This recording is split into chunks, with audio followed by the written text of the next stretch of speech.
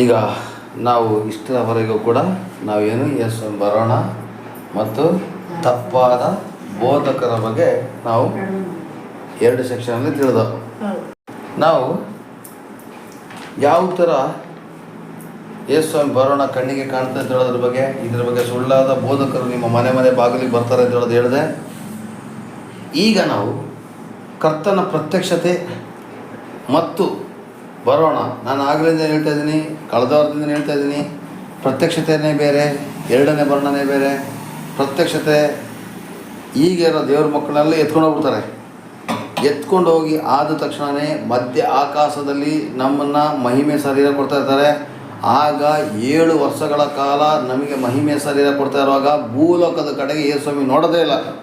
ಅಂದರೆ ಯೇಸು ಸ್ವಾಮಿನೇ ಇರೋದಿಲ್ಲ first of all.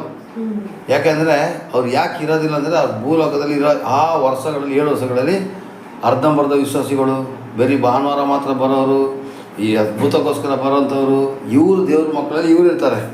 ವಾಕ್ಯ ಕೇಳಿನೂ ಕೂಡ ತಪ್ಪಾಗಿ ನಡೆಯುವಂಥವ್ರು ಎಲ್ಲ ಇವ್ರು ಇರ್ತಾರೆ ಪ್ರಿಯರೇ. ಆದರೆ ನಿಜವಾದಂಥ ದೇವರ ಭಕ್ತರು ಅಲ್ಲಿಗೆ ಹೋಗಿರ್ತಾರೆ. ಪ್ಲಸ್ ಅವ್ರ ಜೊತೆಗೆ ಈ ಲೋಕದವರು ಕೂಡ ಇರ್ತಾರೆ. ಯಾರು ಈ ಅರ್ಧಂಬರ್ಧ ವಿಶ್ವಾಸಿಗಳಿರ್ತಾರೆ, ಲೋಕದವರು ಕೂಡ ಇರ್ತಾರೆ. ಪ್ರತ್ಯಕ್ಷತೆಯೇ ಬೇರೆ, ಎರಡನೇ ಬರಣನೇ ಬೇರೆ.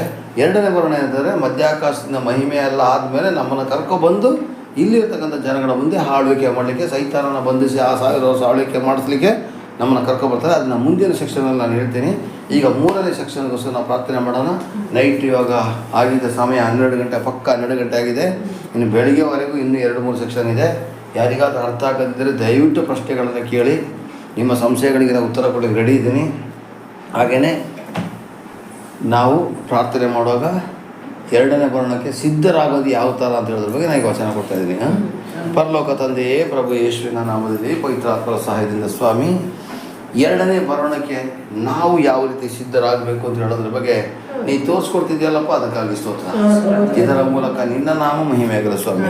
ಪ್ರಭು ಯೇಸುವಿನ ಅಭಿಷೇಕಗಳ ನಾಮದಲ್ಲಿ ತಂದೆಯೇ, ಪ್ರೈಸ್ ದಿ ಲಾರ್ಡ್ ಪ್ರಿಯರೇ, ಹಲ್ಲೆಲೂಯಾ. ಹಾಗಾದರೆ ಪ್ರಿಯರೇ, ನಾವು ಈಗ ಮತ್ತಾಯ 24ನೇ ಅಧ್ಯಾಯ 3ನೇ ವಾಕ್ಯದಿಂದ ನಾವು ನೋಡುವ. ಅದಕ್ಕಿಂತ ಮೊದಲು ನಾನು ನಿಮಗೆ ವಿಷಯ ಹೇಳ್ತೀನಿ. ಯೇಸು ಸ್ವಾಮಿ ಬರೋದು ಯಾವಾಗ? ಈಗೋ ಬೇಗನೆ ಬರುತ್ತಾನೆ ಅಂತ ಹೇಳ್ತಾರೆ. ತಮಿಳವ್ರು ಹೇಳ್ತಾರೆ ಯೇಸು ಸ್ವಾಮಿ ಬೇಗ ವರ್ಗಿರಾರ್ ಅಂತ ಹೇಳ್ತಾರೆ. ಮಲಯಾಳದವ್ರು ಹೇಳ್ತಾರೆ ಯೇಸು ಸ್ವಾಮಿ ಬರಾನ್ ಪೋನ್ ಅಂತ ಹೇಳ್ತಾರೆ. ಕನ್ನಡದವ್ರು ಹೇಳ್ತಾರೆ ಯೇಸು ಸ್ವಾಮಿ ಬೇಗ ಬರ್ತಾರೆ ಅಂತೇಳಿ. ಇಂಗ್ಲೀಷವ್ರು ಹೇಳ್ತಾರೆ ಜೀಸಸ್ ಕಮ್ಮಿಂಗ್ ಸೂನ್ ಅಂತೇಳಿ. ಆದರೆ ಎಲ್ಲ ಹೇಳ್ತಿದ್ದಾರೆ ಯಾವಾಗ ಬರ್ತಾರೆ ಅಂತ ಹೇಳಿದಾಗ ಕೆಲವೊಂದು ವೇದ ಪಂಡಿತರು ಹೇಳ್ತಾರೆ 2000 ವರ್ಷಕ್ಕೆ ಬರ್ತಾರೆ ಅಂತ ಹೇಳಿದರು, 1500ಕ್ಕೆ ಬರ್ತಾರೆ ಅಂತ ಹೇಳಿದರು, 2010ಕ್ಕೆ ಬರ್ತಾರೆ ಅಂತ ಹೇಳಿದ್ರು, 2030ಕ್ಕೆ ಬರ್ತಾರೆ ಅಂತ ಕೆಲವು ಜನ ಹೇಳಿದ್ದಾರೆ. ಯಾರೇ ಏನೇ ಹೇಳಿದ್ರು ಕೂಡ ಪ್ರಿಯರೇ, ದೇವರೇ ಸಮಯನ ಹೇಳಿಲ್ಲ ಅಂತಂದರೆ ಜನಗಳು ಸುಮ್ಮನೆ ಹೇಳಿದಂಥ ಮಾತುಗಳನ್ನ ಕೇಳಕ್ಕೆ ಹೋಗಬೇಡಿ. ಅವ್ರು 2020ಕ್ಕೆ ಬರ್ತಾರೆ, 2030ಕ್ಕೆ ಬರ್ತಾರೆ ಅಂತ ಹೇಳ್ತಾರೆ ನೋಡಿ, ಅದೆಲ್ಲವೂ ಸುಳ್ಳು ಪ್ರಿಯರೇ. ಯಾಕೆಂದರೆ ಯೇಸು ಸ್ವಾಮಿನ ಶಿಷ್ಯಂದ್ರೇ ಕೇಳ್ತಾರೆ, ನೀನು ಯಾವಾಗ ಬರ್ತೀಯ ಸ್ವಾಮಿ, ನೀನು ಪ್ರತ್ಯಕ್ಷ ಯಾವಾಗ ಆಗ್ತೀಯಾ? ಅಲ್ಲಿ ಪ್ರತ್ಯಕ್ಷ ಆದಮೇಲೆ 2ನೇ ಸಲ ಯಾವಾಗ ಬರ್ತೀಯ ಅಂತ ಕೇಳಿದಾಗ ಅಲ್ಲಿ ಯೇಸು ಸ್ವಾಮಿ ಏನು ಶಿಷ್ಯನ ಜೊತೆ ಮಾತಾಡಿದ್ರು ಅಂತ ನಮ್ಮ ನಿಂಗರಾಜವರೇ ಓದಿಯವರೇ 3ನೇ ವಾಕ್ಯ 24:3. ಬಳಿಕ ಆತನು ಎಣ್ಣೆಯ ಮರಗಳ ಮೇಲೆ ಕೂತಿದ್ದಾಗ ಶಿಷ್ಯರು ಆತನ ಬಳಿಗೆ ಪ್ರತ್ಯೇಕವಾಗಿ ಬಂದು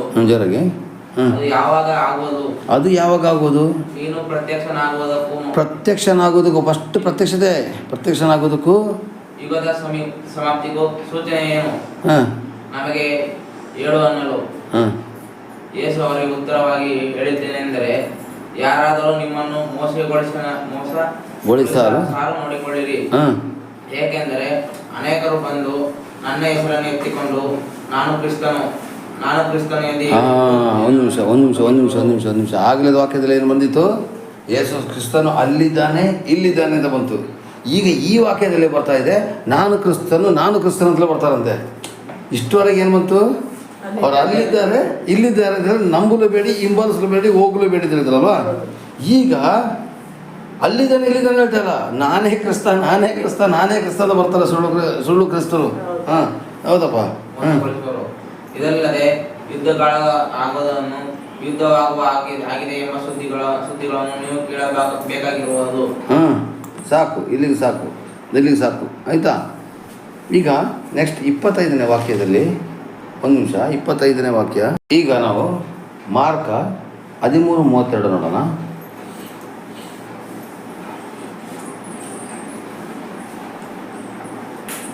ಈಗ ಇದನ್ನು ಓದಿದ್ರಿ ಅದು ಆಗಲೇ 24:3 6 ನೀವೇನು ಓದಿದ್ರಿ? ಯುಗದ ಸಮಾಪ್ತಿ ಪ್ರತ್ಯಕ್ಷತೆಗೂ ಏನು ವ್ಯತ್ಯಾಸ, ಏನು ಸೂಚನೆ ಏನು ಅಂತ ಕೇಳಿದಾಗ ಜನಗಳು ನಾನು ಕ್ರಿಸ್ತನು ಬರ್ತಾರೆ, ನಿಮ್ಮನ್ನು ಮೋಸಗೊಳಿಸ್ತಾರೆ, ಎಚ್ಚರ ಅಂತ ಹೇಳಿದ್ರು. ಈಗ ಇದರಲ್ಲಿ ಏನು ಬರ್ತೀವಿ ನೋಡಿ, ಮಾರ್ಕ 13:32 ನೋಡಿ. ಇದಲ್ಲದೆ ಆ ದಿನದ ವಿಷಯವಾಗಲಿ, ಆ ಗಳಿಗೆ ವಿಷಯ, ಯಾವ ಗಳಿಗೆ? ಪ್ರತ್ಯಕ್ಷತೆಯ ವಿಷಯವಾಗಲಿ, ಪ್ರತ್ಯಕ್ಷತೆಯ ಗಳಿಗೆ ಆಗಲಿ, ಬರೋಣದ ವಿಷಯವಾಗಲಿ, ಬರೋಣದ ಗಳಿಗೆ ಆಗಲಿ, ನನ್ನ ತಂದೆಗೆ ತಿಳಿಯುವುದೇ ಹೊರತು ಮತ್ತಾರಿಗೂ ತಿಳಿಯದು. ತನ್ನ ತಂದೆಗೆ, ಯಾರ ತಂದೆಗೆ? ಯೇಸು ಸ್ವಾಮಿಯ ತಂದೆಗೆ ಮಾತ್ರ ತಿಳಿದೆ ಹೊರತು ಮತ್ತಾರಿಗೂ ತಿಳಿಯೋದು. ಅಂದರೆ ಯೇಸು ಸ್ವಾಮಿಗೆ ಗೊತ್ತಿಲ್ಲ ಪ್ರಿಯರೇ. ಇನ್ನು ಯಾಕೆ ಜನಗಳು ಪುಂಗಿ ಊದ್ತಾ ಇದ್ದಾರೆ? 2000 ವಿಷಯ ಬಂದ್ಬಿಡ್ತಾರಂತೆ, 2050 ಬಂದ್ಬಿಡ್ತಾರಂತೆ, 2010 ಬಂದ್ಬಿಡ್ತಾರಂತೆ. ಈ ಮಾತು ಕೂಡ ಭಾಳ ಕೇರ್ಫುಲ್ ಆಗಿರಿ. ಯೇಸು ಸ್ವಾಮಿಗೆ ಗೊತ್ತಿಲ್ಲ ಅವ್ರು ಯಾವಾಗ ಬರ್ತಾರೆ, ಯಾವ ಪ್ರತ್ಯಕ್ಷ ತಂದೆ ಆರ್ಡರ್ ಮಾಡಿದ್ರೆ ಮಾತ್ರ ಬರ್ತಾರೆ ಅಷ್ಟೇ. ಅವರು ಶಿಲುಬೆಯ ಮರಣವನ್ನು ಅನುಭವಿಸ್ಬೇಕಾದ್ರೆ ತಂದೆ ಆರ್ಡರ್ ಮಾಡಿದ ಮೇಲೆ ಮಾಡೋದು. ಅವ್ರ ತಂದೆ ಆಜ್ಞೆನ ಮೀರಲೇ ಇಲ್ಲ. ಅವರು ಕೊನೆಗಳಿಗವರು ತಂದೆ ಆಜ್ಞೆನ ಮೀರಲಿಲ್ಲ ಪ್ರಿಯರೇ. ಹಾಗೇನೆ ನಾನು ನಿಮ್ಗೆ ಹೇಳ್ತಾ ಇದ್ದರೆ, ಅವ್ರ ತಂದೆ ಆಜ್ಞೆನ ಯಾವ ಥರ ಮೀರಲಿಲ್ಲೋ ಅದಕ್ಕೆ ನಾನು ನಿಮಗೆ ಒತ್ತಿ ಹೇಳ್ತಾ ಇದ್ದೀನಿ ಪ್ರಿಯರೇ. ಆ ಗಳಿಗೆ ವಿಷಯ ದಲ್ಲಾಗಲಿ ನನ್ನ ತಂದೆಗೆ ತಿಳಿಯದೆ ಹೊರತು ಮತ್ತೆ ಯಾರಿಗೂ ತಿಳಿಯೋದು. ನೆಕ್ಸ್ಟ್ ಪರಲೋಕದಲ್ಲಿರುವ ದೂತರಿಗೂ ತಿಳಿಯದು, ಪರಲೋಕದಲ್ಲಿರುವ ದೂತರಿಗೂ ಕೂಡ ತಿಳಿಯೋದು, ಮಗ ಯಾರು? ಯೇಸು ಮಗನಿಗೆ ತಿಳಿಯೋದು. ಆ ಕಾಲವು ಬರುವುದು ನಿಮಗೆ ಗೊತ್ತಿಲ್ಲವಾದ್ದರಿಂದ ನೋಡಿಕೊಳ್ಳಿರಿ, ಜಾಗರೂಕರಾಗಿರಿ. ಇಲ್ಲಿ ನೋಡಿ, ಯಾರಿಗೆಲ್ಲ ಪರಲೋಕ ತಂದೆಗೆ ಮಾತ್ರ ಗೊತ್ತಿದೆ. ಆ ದಿವಸ ಯಾರಿಗೆ ಗೊತ್ತಿಲ್ಲದಿರೋಂಥ ಕಾರಣಕ್ಕೋಸ್ಕರ ಅಲ್ಲಿ ಏನು ಬರ್ತಿದ್ದಾರೆ, ಪರಲೋಕದ ದೂತರಿಗೂ ಕೂಡ ಗೊತ್ತಿಲ್ಲಂತೆ ಯಾವಾಗ ಬರ್ತಾರೆ ಹೇಳಿ. ತಂದೆಯಾದ ದೇವರು ಯಾವಾಗ ಆರ್ಡರ್ ಮಾಡ್ತಾರೋ ಆವಾಗಲೇ ಅವ್ರು ರೆಡಿ ಆಗ್ತಾರೆ. ಪ್ರತ್ಯಕ್ಷತೆ ಟಕ್ಕದಾಗ್ಬಿಡ್ತದೆ. ಆಗ ನಾನು ಒಂದು ಹೇಳ್ತೀನಿ ಕೇಳಿ. ನಿಂಗರಾಜು ನೀನು ಹೋಗ್ಬಿಟ್ಟು ಒಂದು 10 ರೂಪಾಯಿಗೆ ಏನು ಸಾಮಾನ್ಯವಾಗಿ ವಾಪಸ್ ಅಂದರೆ ನೆರಳಾಡ್ತಾರೆ ಉದಾಹರಣೆಗೆ. ಆದರೆ ಯೇಸು ಸ್ವಾಮಿ ಹೋಗೋದು ಹೇಳಿದ ತಕ್ಷಣ ಹೋಗ್ತಾರೆ. ಎಷ್ಟು ವಿಧೇಯತೆ ಇರ್ಬೋದು ನೋಡಿ. ಅಲ್ಲಿ ದೇವ್ರ ವಾಕ್ಯದಲ್ಲಿ ಬರುತ್ತೆ, ಆ ದಿನದ ವಿಷಯದಲ್ಲಾಗಲಿ, ಆ ಗಳಿಗೆಯ ವಿಷಯದಲ್ಲಾಗಲಿ, ಆ ದಿನದ ವಿಷಯ ಮತ್ತು ಗಳಿಗೆ ಅಂದರೆ ಅದರ ಅರ್ಥ ಗೊತ್ತಾ? ಗಳಿಗೆ ಪ್ರತ್ಯಕ್ಷತೆಗೆ ಸೇರಿದ ಪ್ರಿಯರೇ. ಕ್ಷಣದಲ್ಲಿ ಕಣ್ಣುರೆಪ್ಪೆ ಬರೆದೊಡನೆ ಬರ್ತಿದೆ. 2ನೇದಾಗಿ ಏನು ಬರ್ತಿದೆ? ಕಣ್ಣುರೆಪ್ಪೆ ಬರೆದೊಡನೆ ಬರ್ತಿದೆ. 2ನೇ ಅಲ್ಲಿ ಇನ್ನೊಂದು ವಾಕ್ಯದಲ್ಲಿ ನೋಡಿದ್ರೆ ಪಕ್ಕನೆ ಒಯ್ಯಲ್ಪಡುವ ಅಂತ ಥೆಸಲೋನಿಕದಲ್ಲಿ ಬರ್ತಿದೆ ಅಲ್ವಾ. ಆಗ ಗಳಿಗೆಯಲ್ಲಿ ಬರುವಂಥದ್ದು ಪ್ರತ್ಯಕ್ಷತೆ. ಆ ದಿನದ ವಿಷಯ ಅಂದರೆ ಬರೋಣದ ದಿನ ಪ್ರಿಯರೇ. ಈ ಬರೋಣದ ದಿನದ ವಿಷಯ ತಂದೆಯ ದೇವರಿಗೆ ಮಾತ್ರ ಗೊತ್ತಿದೆ. ದಯವಿಟ್ಟು ಯಾರು ಮಾತ್ರ ಕೇಳೋಕೆ ಹೋಗಬೇಡಿ. ಒತ್ತಿ ಪುನಃ ಹೇಳ್ತಾ ಇದ್ದೀನಿ. ದೂತರಿಗೆ ಗೊತ್ತಿಲ್ಲ. ಬೆಳಕಿನ ದೂತ ಬಂದ್ಬಿಟ್ಟು ಹೇಳ್ತಾನೆ, ನೋಡಪ್ಪ ಬೆಳಕಿನ ದೂತ ಅವ್ನು ಸೈತಾನ, ಅವನು ಬರ್ತಾನೆ ರಾತ್ರಿ, ಲಕ್ಷ್ಮೀ ಇನ್ನು 1 ವಾರದಲ್ಲಿ ಯೇಸು ಬರ್ತಾನೆ ಅಂದರೆ ನೀವು ವ್ರತ ಮಾಡಿ ಸತ್ತೋಗ್ಬಿಡ್ಬೇಡಿ. ಯಾಕೆಂದರೆ ಪ್ರಕಟಣೆ 1:7 ಹೇಳಿದಾಗೆ ಆತನನ್ನು ಎಲ್ಲರ ಕಣ್ಣುಗಳು ಕಾಣುವವು, ಆತನನ್ನು ಇರಿದವರು ಕಾಣುವರು ಅಂತ ಹೇಳಿದ್ಮೇಲೆ ಇನ್ಯಾಕ್ರಪ್ಪ ನಾವು ವಾದ ಮಾಡಬೇಕು? ಕಾಣ್ತಾರಂತೆ ಯೇಸು ಸ್ವಾಮಿನೇ ಹೇಳಿದ್ಮೇಲೆ ಆ ದಿನದ ವಿಷಯ ತಿಳ್ಕೊಬೇಡಿ. ಅಲ್ಲಿ ಸ್ವಾಮಿ ಹೇಳಿದ್ರೆ ಮಗನಿಗೆ ತಿಳಿದು ಆ ಕಾಲವು ಯಾವಾಗ ಬರ್ತದೆ ಅಂತ ನಿಮಗೆ ಗೊತ್ತಿಲ್ಲದ್ರಿಂದ ನೋಡಿಕೊಳ್ಳಿರಿ, ಜಾಗರೂಕರಾಗಿರಿ. ಆಗ ನಾವು ಆ ದಿನನ ನೋಡಬೇಕು ಮತ್ತು ಜಾಗರೂಕರಾಗಿರಬೇಕು. ಅಂದರೆ ಜಾಗ್ರತೆ ಅಂತ ಯಾವಾಗ ಹೇಳ್ತೀರಾ? ಮರ ಹತ್ತುವಾಗ ಜಾಗ್ರತೆ ಮಗನೇ ಹೇಳ್ತೀರಾ. ಯಾಕೆ? ಜಾರಿ ಬಿದ್ದು ಬಿಡ್ತೀಯ ಅಂತೇಳಿ. ಗಾಡಿ ಓಡಿಸೋವಾಗ ಜಾಗ್ರತೆ ಇದೆ. ನೆಲದ ಮೇಲೆ ನಿಂತಾಗ ಜಾಗ್ರತೆ ಅಂತ ಹೇಳ್ತೀರಾ? ಹಂಗಾದ್ರೆ ನೀವು ಲೂಸು ಅಂತ ತಿಳ್ಕೊಳ್ತಾರೆ. ನೆಲದ ಮೇಲೆ ನಿಂತಿದ್ದಾಗ ಜಾಗ್ರತೆ ಅಂತ ಹೇಳ್ತೀರಾ? ಕೂತ್ಕೊಂಡಾಗ ಜಾಗ್ರತೆ ಕೂಸು ಅಂತ ಹೇಳ್ತಾರ? ಮಲ್ಕೊಂಡಿದ್ದಾಗ ಜಾಗ್ರತೆ ಅಂತ ಹೇಳ್ತೀರಾ? ಬೈಕ್ ಓಡಿಸೋವಾಗ ಜಾಗ್ರತೆ ಅಂತ ಹೇಳ್ತೀರಾ? ಮರ ಹತ್ತೋವಾಗ ಜಾಗ್ರತೆ ಅಂತ ಹೇಳ್ತೀರಾ? ಕಾಲಾವಧಿ ಹತ್ತೋವಾಗ ಜಾಗ್ರತೆ ಅಂತ ಹೇಳ್ತಾರೆ. ಯಾಕೆಂದರೆ ಜಾಗರೂಕರಾಗಿ. ಹಂಗೇನೆ ಇದು ಯಾವ ಥರ ಗೊತ್ತಾ? ಜಾಗರೂಕರಾಗಿದ್ದರೆ ಎಲ್ಲ ಟೈಮಲ್ಲೂ ನೀವು ಅಲರ್ಟಾಗಿರಬೇಕು. ಯಾವ ಸಮಯದಲ್ಲಿ ಬಂದು ಪ್ರತ್ಯಕ್ಷ ಆಗ್ತಾರೋ ಗೊತ್ತಿಲ್ಲ, ಯಾವ ಟೈಮಲ್ಲಿ ಬರ್ತಾರೋ ಗೊತ್ತಿಲ್ಲ ಪ್ರಿಯರೇ. ಈ ಕಾರಣಕ್ಕೋಸ್ಕರ ನೀವು ಜಾಗರೂಕರಾಗಿರೋದು. ಅದರ ಅರ್ಥ ಅಂದರೆ ನಾವು ಸಿದ್ಧರಾಗಿರಬೇಕು. ಏನಾಗಿರಬೇಕು? ಸಿದ್ಧರು ಆಗಿರಬೇಕು. ಹಾಲೆಲೂಯಾ. ಹಾಗಾದರೆ ನಾವು ಯಾವ ಥರ ಸಿದ್ಧರಾಗಿರಬೇಕು ಅಂತ ಹೇಳೋದನ್ನು ನೋಡೋದಾದರೆ, ಲೂಕ 21ನೇ ಅಧ್ಯಾಯ 34ನೇ ವಾಕ್ಯ. ನಾವು ಯಾವ ಥರ ಸಿದ್ಧರಾಗಿರಬೇಕು ಅಂತೇಳಿ. ನೆಕ್ಸ್ಟ್ ಇನ್ನೂ ಇದೆ, ಆ ಸಮಾಧಿ ಎದ್ದು ಬರೋದೆಲ್ಲ ಇದೆ. ಈಗ ಸಿದ್ಧತೆ ಬಗ್ಗೆ ಮಾತ್ರ ಓದಿ. ನಿಮ್ಮ ವಿಷಯದಲ್ಲಿ ಜಾಗರೂಕರಾಗಿರಿ. ಆಗಲೇ ಏನು ಬರ್ತಿದ್ದಾರೆ, ನೋಡಿಕೊಳ್ಳಿರಿ, ಜಾಗರೂಕರಾಗಿರಿ. ಈಗ ಇಲ್ಲಿಯೂ ಸ್ವಾಮಿ ಹೇಳ್ತಾರೆ, ನಿಮ್ಮ ವಿಷಯದಲ್ಲಿ ಜಾಗರೂಕರಾಗಿರಿ. ಪಕ್ಕದವಳು ಸರಿ ಇಲ್ಲ, ಸೇನೆ ಪತಲಜ್ಜಿ ನಿದ್ರೆ ಮಾಡ್ತಿದ್ದಾರೆ. ಅವರು ಒಂದೊಂದು ಥರ ಒಬ್ಬೊಬ್ಬರು. ಇಲ್ಲಿ ನಿಮ್ಮ ವಿಷಯದಲ್ಲಿ ಜಾಗರೂಕರಾಗಿರಿ ಅಂದರೆ ನಿಮ್ಮ ಪಕ್ಕದಲ್ಲಿ ಕೂತ್ಕೊಂಡು ತೂಕೊಡಿಸೋ ವಿಷಯದಲ್ಲಿ ನಿಮಗೆ ಬೇಡ. ಪಕ್ಕದಲ್ಲಿ ಇರೋವನು ಬೀಡಿ ಸಿಗರೇಟ್ ಸೇತಾ ಇದ್ರೆ ಅವನಿಗೆ ಬುದ್ಧಿವಾದ ಹೇಳಿ, ಅವನೇ ಸೇತಾನಲ್ಲ ನಾನೇನು ಅಂತ ಯೋಚನೆ ಮಾಡಬೇಡಿ. ಸಭಾ ಪಾಲಕರೇ ಹಿಂಗೆಲ್ಲ ಮಾಡ್ತಾರಲ್ಲ ನಾನೇನು ಅಂತ ಕೇಳಕೋಬೇಡಿ. ಸಭಾ ಪಾಲಕ ನರಕಕ್ಕೆ ಹೋಯ್ತಾನೋ ಸ್ವರ್ಗಕ್ಕೆ ಹೋಯ್ತಾನೋ ಅದು ಬೇಡ. ನೀವು ತೀರ್ಪು ಮಾಡೋಕ್ಕೋಗ್ಬೇಡಿ. ನಿಮ್ಮ ಪಕ್ಕದಲ್ಲಿ ಇರೋರು ಸರಿನೋ ತಪ್ಪೋ ನೀವು ಮಾಡಬೇಡಿ. ಯಾಕಂದರೆ ತಪ್ಪಾದ ವ್ಯಕ್ತಿಗಳನ್ನೇ ದೇವರು ಆಯ್ಕೆ ಮಾಡಿ ಶುದ್ಧ ಮಾಡೋದು. ಪಾಪಿಗಳನ್ನೇ ಶುದ್ಧೀಕರಣ ಮಾಡೋಕ್ಕೋಸ್ಕರ ಪಾಪಿಗಳನ್ನ ಹುಡುಕಿ ಬಂದರು ಸ್ವಾಮಿ. ಕೆಟ್ಟು ಹೋದಂಥವ್ರನ್ನ ಹುಡುಕಿ ರಕ್ಷಿಸಲಿಕ್ಕೆ ಬಂದರು ಸ್ವಾಮಿ. ಆಗ ನಾನು ನೀತಿವಂತಳು, ನಾನು ಶುದ್ಧಳು ಅಂತ ಕೊಡು, ನಿನ್ನನ್ನು ನೀನು ಎಲ್ಲಾದರೂ ಕಳ್ಕೊಬಿಡ್ಬೇಡ. ಯಾಕೆಂದರೆ 1 ಕೊರಿಂಥ 10ನೇ ಅಧ್ಯಾಯ 12ನೇ ವಾಕ್ಯದಲ್ಲಿ ಬರ್ತಿದೆ, ನೀನು ನಿಂತುಕೊಂಡಿದ್ದೇನೆಂದು ತಿಳಿದುಕೊಂಡಿದ್ರೆ ಬಿದ್ದು ಹೋಗದಂತೆ ಎಚ್ಚರ ವಹಿಸು ಅಂತೇಳಿ. ಹಾಗಾದರೆ ನೀವು ಅವ್ರ ಬಗ್ಗೆ ಇವ್ರ ಬಗ್ಗೆ ನೀವು ಇದು ಮಾಡಬೇಡಿ. ಇವತ್ತು ನಾನು ಆಗಲೇ ಹೇಳಿದಾಗ ನಾನು ಹೇಳ್ತಾ ಇದ್ದೀನಲ್ಲ, ಅಂಕಲ್ ಯಾಕೆ ನೈಟ್ ಪ್ರೇಯರ್ ಇಟ್ಟರು ಅಂತ ಗೊಣಗುತ್ತಿರೋರು ಎಷ್ಟು ಜನ ಇದ್ದೀರೋ ಗೊತ್ತಿಲ್ಲ. ಆಯಿತು, ಇನ್ನೂ ಮುಗಿಸಿಲ್ವಾ, ನಮಗೆ ಮುಗಿಸೋಕಾದ್ರೆ ಅವಕಾಶ ಕೊಡಲಿ ಅಂತ ಹೇಳೋರು ಎಷ್ಟು ಜನ ಇದ್ದೀರೋ ಗೊತ್ತಿಲ್ಲ. ಬರೋ ತಿಂಗಳಿಂದ ನಾನು ಬರೋದೇ ಇಲ್ಲ ಅಂತ ತೀರ್ಮಾನ ಮಾಡಿದ್ರೆ ಎಷ್ಟು ಜನ ಇದ್ದೀರೋ ಗೊತ್ತಿಲ್ಲ. ಆಯಿತಾ, ನಾನು ಹೇಳ್ತೀನಿ ಕೇಳಿ. ನೀವು ಅವ್ರ ವಿಷಯದ ಹೇಳೋದಕ್ಕಿಂತ ಮೊದಲು ನಿಮ್ಮ ವಿಷಯದಲ್ಲಿ ನೀವು ಜಾಗರೂಕರಾಗಿರಿ. ಅಲ್ಲಿ ಕೆಳಗಡೆ ಬರುತ್ತೆ, ಅತಿ ಭೋಜನದ ಮದಡಿನಿಂದಲೂ ಅಮಲಿನಿಂದಲೂ ಪ್ರಪಂಚದ ಚಿಂತೆಗಳಿಂದಲೂ ನಿಮ್ಮ ಹೃದಯಗಳು ಭಾರವಾಗಿರಲಾಗಿ. ಲೋಕ 21:34 ನಾನು ಓದ್ತಾ ಇದ್ದೀನಿ ನೋಡಿ. ಅತಿ ಭೋಜನದ ಮದಡಿನಿಂದಲೂ ಮತ್ತು ಅಮಲಿನಿಂದಲೂ ಇವತ್ತು ಏನಾಗ್ತಿದೆ, ಅತಿ ಭೋಜನ. ಕೆಲವೊಂದು ಜನ ನೋಡಿದ್ದೀರಾ, ಅಲ್ಲೋದ್ರೂ ತಿಂತಾ ಇರ್ತಾರೆ, ಇಲ್ಲೋದ್ರೂ ತಿಂತಾರೆ, ಕುರುಕಲು ತಿಂತಾರೆ ನೋಡಿ. ಅವರು ಕೂಡ ದೇವ್ರ ರಾಜ್ಯ ಸೇರೋದಿಲ್ಲ ಕಣ್ರಿ. ಬೇಜಾರು ಮಾಡ್ಕೊಬೇಡಿ, ಈ ಥರ ಹೇಳ್ತೀನಿ ನಿಜ. ಅಲ್ಲಲ್ಲಿಯ ನಾನು ಹೇಳಿದ ಅರ್ಥ ಆಗ್ತದೆಯಾ? ತಿನ್ನೋದು ತಿನ್ನೋದು ತಿನ್ನೋದು ತಿನ್ನೋದು, ದುಡ್ಡಿರೋದ್ರ ಪರವಾಗಿಲ್ಲ, ಸಾಲ ಮಾಡಿ ಮಟನ್ ತಿನ್ನೋಂಥ ದರಿದ್ರ ಜನಗಳಿದ್ದಾರೆ. ನಮ್ಮಲ್ಲಿ ಒಬ್ಬಳಿದ್ಲು, ಅವಳು ಶನಿವಾರ ಬಂದರೆ ಅವಳು ಬಾತ್ ಮಾಡೋದನ್ನೇ ಏನೋ ಕಾಯ್ತಾ ಇದ್ಬಿಟ್ಟು ನಾವು ಅವ್ರ ಮನೆಗೆ ಹೋಗ್ತಿದ್ದೆ. ಯಾಕೆಂದರೆ ಆ ಅಮ್ಮ ಒಂದ್ಸಲ ಕೂತ್ಕೊಬಿಟ್ರೆ ರೌಂಡು ಈ ಕಡೆ ಮೆಣಸಿನಕಾಯಿ, ಶುಂಠಿ, ಕೊತ್ತಂಬರಿ ಸೊಪ್ಪು, ಲವಂಗ, ಏಲಕ್ಕಿ ಅವಳು ರೌಂಡ್ ಇಟ್ಬಿಟ್ಟು ಒಂದು 54-55 ಐಟಮ್ ಮಸಾಲೆ ಐಟಮ್ ಹಾಕ್ತಿದ್ರು. ಅದೆಲ್ಲ ಕರೆಕ್ಟಾಗಿದೆ ಅದನ್ನು ನೋಡ್ಬಿಟ್ಟು ಅಲ್ಲಿಂದ 2 ಸೇರು ಬಾತ್ ಮಾಡ್ತಿದ್ರು. ಆ ಬಾತ್ ಮಾಡಿದಾಗ ಅದು ತಿನ್ನಕ್ಕೆ ಅಂಥ ಟೇಸ್ಟ್ ಯಾವ ಮಟನ್ ಚಿಕನ್ ಬರೋದು ಬೇಡ. ನಾನು ಅವಳಿಗೆ ಹೇಳ್ಬಿಡ್ತೀನಿ, ಶನಿವಾರ ನಾ ಬಂದೇ ಬರ್ತೀನಿ ಅಂತ, ನನಗೆ ಒಂದು ಸೌಟ್ ಆದರೂ ಬೇಕೇ ಬೇಕು ಅಂತ ಹೇಳಿ. ಆದರೆ ಮಾರನೇ ದಿವಸ ಬೆಳಿಗ್ಗೆ ಪೇಪರವನ್ನು ಬೈಯೋದೆ, ಹಾಲನ್ನು ಬೈಯೋದೆ, ಅಂದರೆ ಸಾಲ ಮಾಡಿಬಿಟ್ಟು ಅವಳು ರೌಂಡ್ ಹಾಕೊಂಡು ತಿಂತಾ ಇದ್ದಾಳೆ. ಅವಳು ಸಾಲ ಮಾಡಿ ತುಪ್ಪ ತಿಂದಾಳೆ. ಅಷ್ಟು ಮಾಡಿ 54-55 ಐಟಮ್ ಮಸಾಲೆ ಹಾಕ್ತಾಳೆ ಕಣಮ್ಮ ಒಂದು ಬಾತಿಗೆ. ಟೇಸ್ಟ್ ಹೆಂಗಿರುತ್ತೆ ಗೊತ್ತಾ?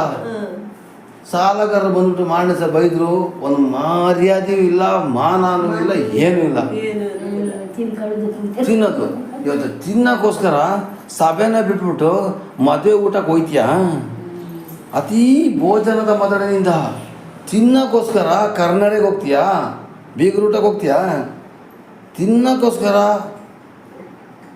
ಮದುವೆ ಮುಂಜಿ ಸಮಾರಂಭಗಳಿಗೆ ಭಾನುವಾರ ಬಿಟ್ಟು ಹೋದರೆ ನಿನಗೆ ಕರ್ತನ ದೃಷ್ಟಿಯಲ್ಲಿ ದೇವರು ನಿನಗೆ ಲೆಕ್ಕ ಕೇಳಿದಾಗ ನೀನು ಮುಟ್ಟಾಳಾಗಿ ಹೋಗ್ತೀಯಾ? ಮೊದಲು ನಿನ್ನನ್ನು ನೀನು ಸಿದ್ಧಪಡಿಸ್ಕೊ. ಭಾನುವಾರ ಬಿದ್ದಾಗ ನೀವು ಅದನ್ನ ಮೆಟ್ಟಿ ನಿಂತು ಬರಬೇಕು. ಬೇರೆ ನಾನು ಅಷ್ಟೇ ಹೇಳೋದು, ಭಾನುವಾರ ಮೆಟ್ಟಿ ನಿಂತು ಬರಬೇಕು. ಆಯಿತು. 2 ದಿನ ಅಮಲಿನಿಂದಲೂ. ಇವತ್ತು ಏನಾಗಿದೆ ಅಂದರೆ ಎಲ್ಲ ಪಾರ್ಟಿಗಳಲ್ಲಿ ಎಣ್ಣೆ ಪಾರ್ಟಿ ಬಂದ್ಬಿಟ್ಟಿದೆ.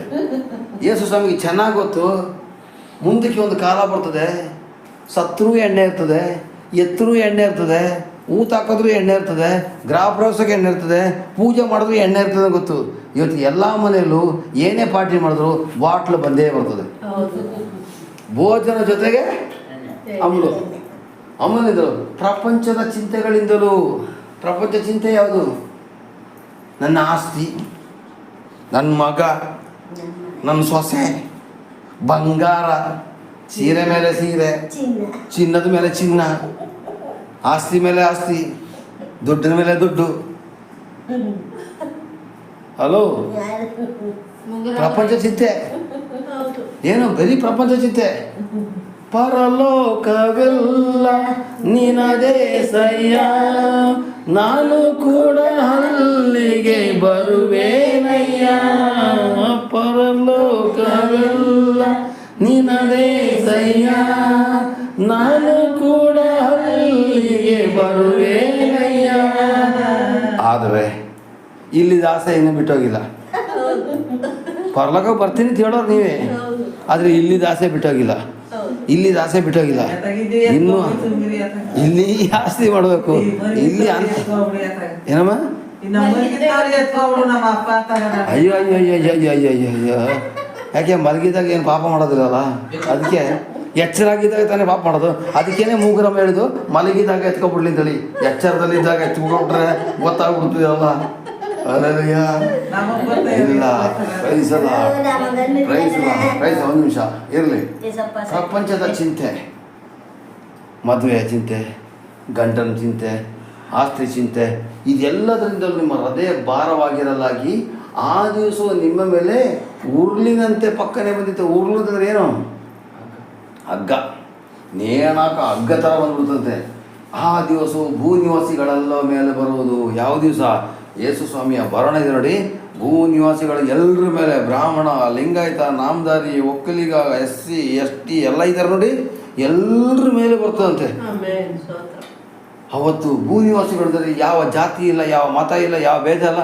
ಅವತ್ತು ನಾವೆಲ್ಲ ಒಂದೇ ಆಗ್ಬಿಡ್ತೀವಂತೆ. ಯಾವ ಜಾತಿನೂ ಇಲ್ಲ, ಏನೂ ಇಲ್ಲ. ನಾನು ಆಗಲೇ ಹೇಳ್ದಾಗೇನು, ಕೊರೋನಾ ಬಂದ ಟೈಮಲ್ಲಿ SCಗಳು STಗಳು ಅಂತ ಹೇಳ್ತಾ ಇದ್ರು. ಆದರೆ ಎಲ್ಲರನ್ನ ಕ್ವಾರಂಟೈನ್ಗೆ ಹಾಕಿದಾಗ ಅವನ ತಟ್ಟಲ್ಲಿ ಇವನ ತಟ್ಟಲ್ಲಿ ಅವನು ಊಟ ಮಾಡಲೇಬೇಕಾಯ್ತು.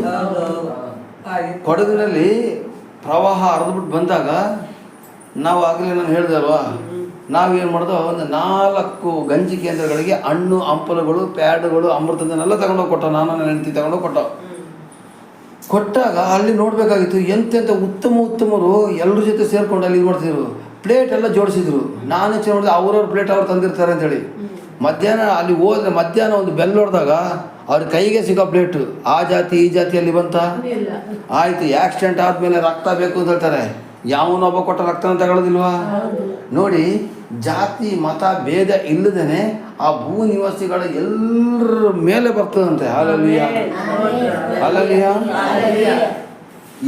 ಆದರೆ 36 ವಾಕ್ಯ ಓದಪ್ಪ. ಹಾಂ, ಬರುವುದಕ್ಕಿರುವ ಇವೆಲ್ಲಗಳಿಂದ ತಪ್ಪಿಸಿಕೊಳ್ಳುವುದಕ್ಕೂ ಮನುಷ್ಯಕುಮಾರನ ಮುಂದೆ ನಿಂತುಕೊಳ್ಳುವುದಕ್ಕೂ ನೀವು ಪೂರ್ಣಶಕ್ತರಾಗುವಂತೆ ಎಲ್ಲ ಕಾಲದಲ್ಲಿಯೂ ದೇವರಿಗೆ ವಿಜ್ಞಾಪನೆ ಮಾಡಿಕೊಳ್ಳುತ್ತೆ ಎಚ್ಚರವಾಗಿರಿ. ಇದು ನೀವು ಮಾಡಬೇಕಾದ ಸಿದ್ಧತೆ. ಈಗ ಬರುವುದಕ್ಕಿರುವ ಇವೆಲ್ಲವುಗಳಿಂದ ತಪ್ಪಿಸಿಕೊಳ್ಳುವುದಕ್ಕೆ, ಮನುಷ್ಯ ಕುಮಾರನ ಮುಂದೆ ನಿಂತುಕೊಳ್ಳುವುದಕ್ಕೂ. ಹಾಗಾದರೆ ಯೇಸು ಸ್ವಾಮಿ ಬರೋಣ ಸಮಯದಲ್ಲಿ ಮನುಷ್ಯ ಕುಮಾರನ ಮುಂದೆ ನಿಂತುಕೊಳ್ಳಲಿಕ್ಕೆ ಪೂರ್ಣ ಶಕ್ತರು ನಾನು ಮತ್ತು ನೀವು ಆಗಬೇಕು. ಆಗಬೇಕು ಅಂತ ಹೇಳಿದ್ರೆ ಆಮೇನಲ್ಲ. ಈಗ ನಿಮ್ಮನ್ನು ಪ್ರಶ್ನೆ ಕೇಳ್ತೀನಿ, ಆಗಿದ್ದೀರಾ? ಈ ಸ್ವಾಮಿ ಹೇಳ್ತಾರೆ ಇವೆಲ್ಲವುಗಳಿಂದ ತಪ್ಪಿಸಿಕೊಳ್ಳೋದಕ್ಕೂ ಮನುಷ್ಯ ಕುಮಾರನ ಮುಂದೆ ಯಾರು? ಈ ಮನುಷ್ಯ ಕುಮಾರ ಯಾರು? ಯೇಸು ಸ್ವಾಮಿ ಮುಂದೆ ನಿಲ್ಲಲಿಕ್ಕೆ ಯೇಸು ಸ್ವಾಮಿ ಮನುಷ್ಯ ಕುಮಾರ. ಯೇಸು ಸ್ವಾಮಿ ಮುಂದೆ ನಿಂತ್ಕೊಳ್ಳಿಕ್ಕೆ ಶಕ್ತರಾಗುವಂತೆ. ಹಾಗಾದರೆ ಶಕ್ತನಾಗಬೇಕಾದ್ರೆ ನೀನು ಇವತ್ತು ನಿನ್ನನ್ನು ನೀನು ಸಿದ್ಧಪಡಿಸ್ಕೋಬೇಕು, ನನ್ನನ್ನು ನಾನು ಸಿದ್ಧಪಡಿಸ್ಕೋಬೇಕು ಪ್ರಿಯರೇ. ಯಾರ್ಯಾರು ಸಿದ್ಧಗೊಳ್ಳಿಲ್ಲೋ ಅವರೆಲ್ಲರೂ ಇಲ್ಲಿ ಬಿಡಲ್ಪಡ್ತಾರೆ, ತಳ್ಳಲ್ಪಡ್ತಾರೆ, ನರಕಕ್ಕೆ ಹೋಗಲ್ಪಡ್ತಾರೆ ಪ್ರಿಯರೇ. ಅಲ್ಲಲ್ಯ. ಈ ಮನುಷ್ಯ ಕುಮಾರನು ಬಹುಬಲದಿಂದಲೂ ಶಕ್ತಿಯಿಂದಲೂ ಮಹಿಮೆಯಿಂದಲೂ ಮೇಘಗಳೊಡನೆ ತುತ್ತೂರಿಯ ಶಬ್ದದೊಡನೆ ದೇವದೂತರೊಂದಿಗೆ ಬರುವಾಗ ನಾವು ಪೂರ್ಣ ಶಕ್ತರಾಗಲಿಲ್ಲ ಅಂತಂದರೆ ನ್ಯಾಯ ತೀರ್ಪಿನ ಸಮಯದಲ್ಲಿ ನಾವು ನರಕಕ್ಕೆ ಹೋಗುವಂಥ ಸಾಧ್ಯತೆ ಇದೆ. ಹಾಗಾದರೆ ನಾವು ನರಕಕ್ಕೆ ಹೋಗೋದ್ರಿಂದ ತಪ್ಪಿಸ್ಕೋಬೇಕಿದ್ರೆ ಒಂದೇ ಒಂದು ಮಾರ್ಗ, ಅಲ್ಲಿ ಕೆಳಗಡೆ ವಾಕ್ಯದಲ್ಲಿ ಬರ್ತದೆ, ದೇವರಿಗೆ ವಿಜ್ಞಾಪನೆ ಮಾಡಿಕೊಳ್ಳುತ್ತೆ ಎಚ್ಚರವಾಗಿರಿ. ಹಾಗಾದರೆ ನಾವೇನು ಮಾಡಬೇಕು? ದೇವರಿಗೆ ವಿಜ್ಞಾಪನೆ ಪ್ರಾರ್ಥನೆ ಮಾಡಬೇಕು. ಏನಂತ? ಸ್ವಾಮಿ ನನ್ನ ಕೈ ಬಿಟ್ಬಿಡಪ್ಪ ಅಪ್ಪ. ಸ್ವಾಮಿ ನಾನು ಕಷ್ಟಪಟ್ಟು ನಿನ್ನ ನಂಬಿದ್ದೀನಿ ಸ್ವಾಮಿ. ಕುಟುಂಬದವ್ರ ಕೈಯಿಂದ ನಾನು ಅವಮಾನಕ್ಕೊಳಗಾಗಿ ನಾನು ನಿನ್ನ ನಂಬಿದ್ದೀನಿ ಸ್ವಾಮಿ. ನನ್ನ ಕುಟುಂಬದಲ್ಲಿ ನನ್ನ ಮಗ ಸೇರಿಲ್ಲ ಸ್ವಾಮಿ, ನಾನು ಅವನು ಬೈದು ಬಿಡ್ತೀನಿ ಸ್ವಾಮಿ. ನನ್ನ ಕ್ಷಮಿಸು, ಕೈ ಬಿಡ್ಬೇಡಪ್ಪ. ನನ್ನ ಹೆಂಡತಿ ಸೇರಿಲ್ಲ ಸ್ವಾಮಿ, ನನ್ನ ಗಂಡ ಸೇರಿಲ್ಲ ಸ್ವಾಮಿ, ಹಿಡ್ಕೊಂಡು ಬಂದು ಕುಡ್ಕೊಬಂದು ತಾರಾಮರ ಹೊಡಿತಾನೆ ಸ್ವಾಮಿ, ಆವಾಗ ನಾನು ಗಂಡನೇ ಬೈದ್ಬಿಡ್ತೀನಿ ಸ್ವಾಮಿ, ಆದರೂ ನನ್ನ ಕೈ ಬಿಡಬೇಡ ಸ್ವಾಮಿ, ನನ್ನ ಪರಿಶುದ್ಧ ಮಾಡು, ನನ್ನ ಪರಿಶುದ್ಧ ಮಾಡು, ನನ್ನ ಪರಿಶುದ್ಧ ಮಾಡೋದೇಳಿ ನಮ್ಮನ್ನು ನಾವೇ ಕೇಳ್ಕೊಳ್ಳೋದಾದರೆ ಯೇಸು ಸ್ವಾಮಿ ನಮ್ಮನ್ನು ಕೈ ಬಿಡದಂತೆ ಕರ್ಕೊಂಡು ಹೋಗೋದೇವರಾಗ. ಒಂದನ್ನು ಅರ್ಥ ಮಾಡ್ಕೊಳ್ಳಿ ಪ್ರಿಯರೇ, ಯೇಸು ಸ್ವಾಮಿ ನಮ್ಮನ್ನು ಕರೆದುಕೊಂಡು ಹೋಗುವಾಗ ಯೇಸು ಸ್ವಾಮಿ ನಾಮದ ಮೇಲೆ ಯಾರೆಲ್ಲ ನಂಬಿಕೆ ಇಟ್ಟಿದ್ದೀರೋ, ಯಾರೆಲ್ಲ ಭರವಸೆ ಇಟ್ಟಿದ್ದೀರೋ, ಯಾರ್ಯಾರು ಯೇಸು ಸ್ವಾಮಿ ವಾಕ್ಯದ ಪ್ರಕಾರ ನಡೀತಿರೋ ಅವ್ರನ್ನ 100% ಕರೆದುಕೊಂಡು ಹೋಗಲಿಕ್ಕೆ ನನ್ನ ದೇವರು ಸಿದ್ಧನಾಗಿದ್ದಾರೆ ಪ್ರಿಯರೇ. ಅದಕ್ಕೆ ಸ್ವಾಮಿ ಹೇಳ್ತಾ ಇದ್ದಾರೆ, ದೇವರಿಗೆ ವಿಜ್ಞಾಪನೆ ಮಾಡಿಕೊಳ್ಳೋದು ಎಚ್ಚರವಾಗಿರಿ ಅಂತೇಳಿ. ಹಾಗಾದರೆ ಇದು ಯಾರ ಮೇಲೆ ಬರ್ತದೆ? ಭೂ ನಿವಾಸಿಗಳ ಎಲ್ಲರ ಮೇಲೆ ಬರ್ತದೆ. ಹಲ್ಲೆಲೂಯಾ. ಮಾರ್ಕ 13:33 ಓದ್ತೀರಾ? ಮಾರ್ಕ 13:33 ಓದ್ತೀರಾ?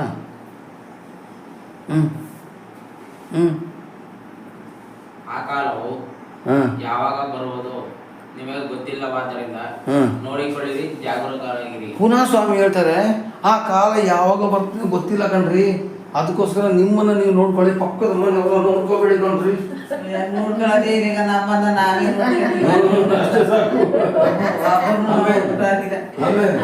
ಮೂಗರ ಮನೆಗೆ ಫುಲ್ ಗಾಬರಿನೇ ಆಗತ್ತೆ ಈಗ.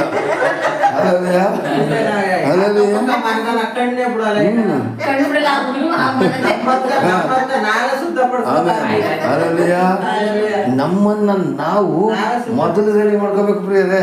ನಾವೇನ್ ಮಾಡ್ತೀವಿ ಗೊತ್ತಾ? ಸಭಾಪಾಲಕ ಸರಿ ಇಲ್ಲ, ಸಭಾಪಾಲಕರ ಹೆಂಡತಿ ಸರಿ ಇಲ್ಲ, ಸೇವಕರೇ ಸರಿ ಇಲ್ಲ, ಅವನು ಹಂಗ್ ಮಾಡ್ತಾನೆ, ಯೇಸು ಸ್ವಾಮಿ ಹೆಸರಲ್ಲಿ ಹಿಂಗ್ ಮಾಡ್ತಾನೆ, ಅವನು ಏನಾದ್ರೂ ಮಾಡ್ಕೊಳ್ಳಿ.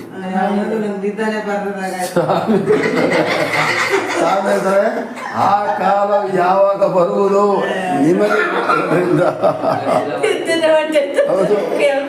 ಮತ್ತೆ ಆ ಕಾಲ ಯಾವಾಗ ಬರ್ತದೆ ನಿಮಗೆ ಗೊತ್ತಿಲ್ಲದ್ರಿಂದ ಯಾರಿಗಾದ್ರು ಗೊತ್ತಿದ್ಯಾ? ಹಾಗಾದ್ರೆ ನೋಡಿಕೊಳ್ಳಿರಿ, ಜಾಗರೂಕರಾಗಿ ಹೇಳೋದ 3 ವಾಕ್ಯದಲ್ಲಿ ಬಂತು. ಈಗ ಎಷ್ಟು ವಾಕ್ಯದಲ್ಲಿ? 3 ವಾಕ್ಯದಲ್ಲಿ ಜಾಗರೂಕರಾಗಿರಿ, ಜಾಗರೂಕರಾಗಿರಿ, ಜಾಗರೂಕರಾಗಿರಿ ಅಂತೇಳಿ. ಪ್ರಿಯರೇ, ನಾವು ನಡೆಯುವಂಥ ನಡೆಯ ವಿಷಯದಲ್ಲಿ, ನಾವು ನುಡಿಯುವಂಥ ನುಡಿಯ ವಿಷಯದಲ್ಲಿ, ನಾವು ನೋಡುವಂಥ ನೋಟದ ವಿಷಯದಲ್ಲಿ, ನಾವು ಮಾತಾಡುವಂಥ ಮಾತಿನ ವಿಷಯದಲ್ಲಿ, ನಮ್ಮ ಪ್ರತಿಯೊಂದು ಕ್ರಿಯೆಗಳಲ್ಲಿ ನಾವು ನಮ್ಮನ್ನು ನೋಡ್ಕೋಬೇಕು. ಹಾಗೂ ನಾವು ಅಂಥ ತಪ್ಪಿಗಾಗಲಿ ಅಂಥ ಪಾಪಕ್ಕಾಗಲಿ ಸಿಕ್ಕಾಕೊಳ್ಳೋದಂಗೆ ನಮ್ಮನ್ನು ನಾವು ಜಾಗರೂಕರಾಗಿ ನೋಡ್ಕೋಬೇಕು. ಹಾಗೇನೆ ಪಕ್ಕದ ಮನೆಯಲ್ಲ ನೋಡಬೇಡಿ ಅಂತ ಹೇಳ್ತಾ ಇಲ್ಲ. ನಿಮ್ಮ ಮಕ್ಕಳನ್ನೂ ನೀವು ಜಾಗರೂಕತೆಯಿಂದ ಬೆಳೆಸಬೇಕು, ನಿಮ್ಮ ಪಕ್ಕದ ಮನೆಯವರಿಗೂ ನೀವು ಜಾಗರೂಕತೆಯನ್ನು ಸುವಾರ್ತೆ ಸಾರಬೇಕು. ಒಟ್ಟಾರೆ ನೀನು ಎಲ್ಲ ಸಮಯದಲ್ಲೂ ಕೂಡ ಯೇಸುವಿನ ವಾಕ್ಯ ಏನು ಬರೆದಿದೆ? ಭೂಲೋಕದ ಕಟ್ಟೆಗಳಿಗೆ ಸುವಾರ್ತೆ ಸಾರಿ ತಂದೆ ಮಗ ಪವಿತ್ರ ದೀಕ್ಷಾಸ್ನಾನ ಮಾಡಿಸಿ ಅವರ ಶಿಷ್ಯರನ್ನಾಗಿ ಮಾಡಿ ತಿಳಿದಿರ್ತಾನೆ. ಈಗ ನೀವು ಆ ಕೆಲಸ ಮಾಡ್ತಾ ಇದ್ದೀರಾ? ಹಾಗೆ ದೇವ್ರ ಕೊಟ್ಟು ಕೆಲಸ ಮಾಡ್ತಾರೆ, ನಿಮಗೆ ಜಾಗೃತನೇ ಇಲ್ಲ, ಜಾಗೃತನೇ ಇಲ್ಲ. ಹಲ್ಲೆಲೂಯಾ. ಪರಲೋಕದ ರಾಜ್ಯ ಓಪನ್ ಆಗಬೇಕಿದ್ರೆ ನೀವು ಜಾಗರೂಕರಾಗಿರಿ. ಹಲ್ಲೆಲೂಯಾ. Praise the Lord. ಹಾಗಾದ್ರೆ ಜಾಗರೂಕರಾಗಿ ಇರೋರು ಮಾತ್ರ ಆಮೇಲೆ ಹೇಳಿ hallelujah, hallelujah, hallelujah, praise the Lord. ಒಂದು ಹೇಳ್ತೀನಿ ಪ್ರಿಯರೇ, ನಮ್ಮನ್ನು ನಾವು ಸಿದ್ಧಪಡಿಸಲು ಸಾಧ್ಯವಾದಷ್ಟು ಪ್ರಯತ್ನ ಮಾಡೋಣ ಪ್ರಿಯರೇ. ಪೂರ್ಣ ಪ್ರಮಾಣದಲ್ಲಿ ಆಗೋದಿಲ್ಲ. ಹಾಗಾದರೆ ಇನ್ನೊಂದು ವಚನವನ್ನು ತೆಗೆದುಕೊಳ್ಳೋಣ. ಇದು ಸ್ವಲ್ಪ ಉದ್ದಕ್ಕಿದೆ, ಇದಿಷ್ಟನ್ನ ಮಾಡಿಬಿಟ್ಟು ನಾವು ವಚನ 1 ಥೆಸಲೋನಿಕ ಹಲ್ಲೆಲೂಯಾ 5ನೇ ಅಧ್ಯಾಯ 5ನೇ ಅಧ್ಯಾಯ ತಗೊಳ್ಳಿ ಓದಿ. ಈಗ ಈಗ ಈಗ ಓದಿ. ಈಗ ಸಹೋದರರೇ ಮಾತ್ರಲ್ಲ, ಸಹೋದರಿಯರೇ. ಈ ಸಂಗಾತಿದರೆ ನೀನು ಹೆಂಡತಿ ಆಗ್ಬಿಟ್ಲು. ಸಂಗತಿಗಳು ಸಂಗಾತಿದರೆ ಲವರ್ ಆಗ್ಬಿಟ್ಲು. ಸಂಗತಿ ಈ ಸಂಗತಿಗಳು ನಡೆಯಬೇಕಾದ ಕಾಲಗಳು ಅಂದರೆ ಬರೋಣ ಆಗಿರಬಹುದು, ಪ್ರತ್ಯಕ್ಷತೆ ಆಗಿರ್ಬೋದು, ಏನೋ ನಡೆಯಬೇಕಾದ ಕಾಲಗಳನ್ನು ಗಳಿಗೆಗಳನ್ನು ಕುರಿತು ನಿಮಗೆ ಬರೆಯುವುದು ಅವಶ್ಯವಿಲ್ಲ. ನಿಮಗೆ ಬರೆಯುವಂಥ ಅವಶ್ಯಕತೆ ಇಲ್ಲ. ಯಾಕೆಂತೇಳಿ ನೀವೆಲ್ಲ ತಿಳ್ಕೊಬಿಟ್ಟಿದ್ದೀರಾ. ಇನ್ನೊಂದ್ಸಲ ಬಂದ್ಬಿಟ್ಟು ಯಾರಾದ್ರು ಬಂದಾಗ ಡಿಂಕಣಕ್ಕ ಆಡೋಕೆ ಹೋಗ್ಬೇಡಿ. ನಾ ಏನು ಮಾಡೋದು? ನಿಮ್ಗೆ ಹೇಳೋದು ಹೇಳಾಯ್ತು, ನೀವು ತಿಳ್ಸೋದು ಅವಶ್ಯಕತೆ ಇಲ್ಲ. ನೀಟಾಗಿ ತಿಳ್ಕೊಬಿಟ್ಟಿದ್ರಿ ಇವತ್ತು ರಾತ್ರಿ. ಅಲ್ಲಲ್ಲಿಯ ರಾತ್ರಿ ಪ್ರಾರ್ಥನೆ ಬಂದವ್ರ ಭಾಗ್ಯವಂತರು. ನಾಳೆ ಬೆಳಿಗ್ಗೆ ಬಂದವ್ರು ಏನು ಮಾಡ್ಕೊಳ್ಳೋದು? ಅರ್ಧ ಅಲ್ಲಲ್ಲಿಯ ಪ್ರೈಸ್ ದಿ ಲಾರ್ಡ್. ಏ, ಸ್ವಾಮಿ ಹೇಳ್ತಿದ್ದಾರೆ ನಿಮಗೆ ಬರೀದ ಅವಶ್ಯಕತೆ ಇಲ್ಲ, ನೀವೆಲ್ಲ ಬುದ್ಧಿವಂತರಾಗ್ಬಿಟ್ಟಿದ್ದೀರಾ ಅಂತ ಹೇಳಿ. ಅಲ್ಲಲ್ಲಿಯ ಈಗ ಬರಲಿ ರಾತ್ರಿ ಕಾಲದಲ್ಲಿ ಕಳ್ಳನು ಹೇಗೆ ಬರುತ್ತಾನೋ ಹಾಗೆ ಕರ್ತನ ದಿನವು ಬರುವುದೆಂದು ನೀವು ಚೆನ್ನಾಗಿ ತಿಳಿದಿದ್ದರಲ್ಲ. ರಾತ್ರಿ ಕಾಲದಲ್ಲಿ ಕಳ್ಳನು ಹೇಗೆ ಬರುತ್ತಾನೋ ಹಾಗೆಯೇ ಕರ್ತನ ದಿನ ಬರುವುದೆಂದು ನೀವೇ ಚೆನ್ನಾಗಿ ತಿಳಿದಿದ್ದೀರಲ್ಲ. ಹಾಗಾದರೆ ನೀವು ಏನು ಮಾಡ್ತಾರೆ, ರಾತ್ರಿ ಕಳ್ಳ ಬರುವಾಗ ಲಕ್ಷ್ಮಿ ಲಕ್ಷ್ಮಿ ನಾನು ಇವತ್ತು ರಾತ್ರಿ ಬರ್ತೀನಿ, ನಿನ್ನ ಬೀರು ಬಾಗಿಲು ಓಪನ್ ಮಾಡಿರ್ತ ಹೇಳ್ತಾರ? ಲಕ್ಷ್ಮಿ ಲಕ್ಷ್ಮಿ ನಾನು ನಿನ್ನ ಮನೆಗೆ ಬರ್ತೀನಿ, ನಿಂದ ಆಭರಣದ ಪೆಟ್ಟಿಗೆ ಎಲ್ಲಿದೆ ಸ್ವಲ್ಪ ತೆಗೆದು ಇಟ್ಬಿಡೋದು ಹೇಳ್ತಾರ? ಅವನು ಹೆಂಗೆ ಬರ್ತಾನೆ?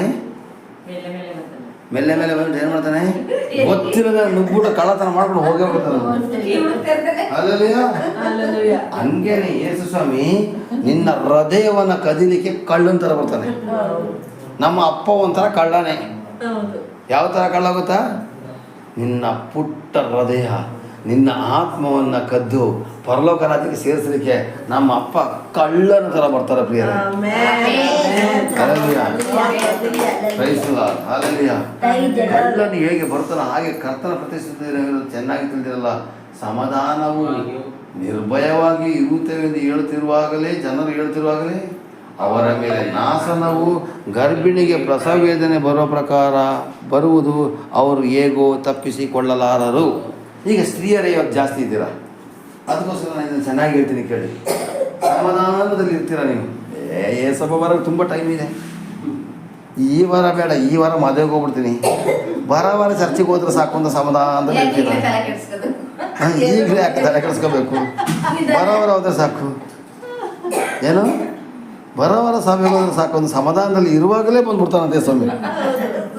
ನಿನಗೆ ಯಾವಾಗ ಸಮಾಧಾನ ಇರುತ್ತೆ ಅವತ್ತೇ ಬರ್ತಾರಂತೆ.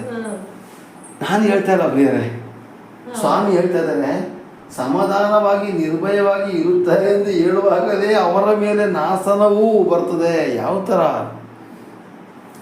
ಈ ವಾರ ಬೇಡ, ವಾರ ಬರ್ತೀನಿ ಇಷ್ಟು ಹೇಳಿದ್ರು ಕೂಡ ವಾರಕ್ಕೊಂದ್ಸಲ ಚಕ್ಕರ್ ಹೊಡಿತೀರ.